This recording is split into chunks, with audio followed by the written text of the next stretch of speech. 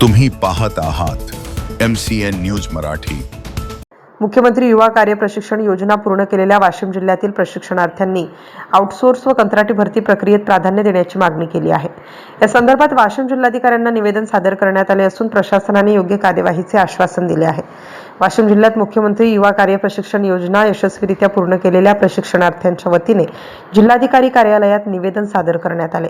प्रशिक्षण पूर्ण केलेल्या उमेदवारांना शासकीय निमशासकीय तसेच कंत्राटी आणि आउटसोर्स भरती प्रक्रियेत प्राधान्य देऊन रोजगाराच्या अधिक संधी उपलब्ध करून द्याव्यात अशी प्रमुख मागणी निवेदनातून करण्यात आली। जिल्हाधिकाऱ्यांनी निवेदनाची गांभीर्याने दखल घेत संबंधित विभागाकडे आवश्यक कार्यवाहीसाठी ते पाठवण्यात येईल असे आश्वासन दिले।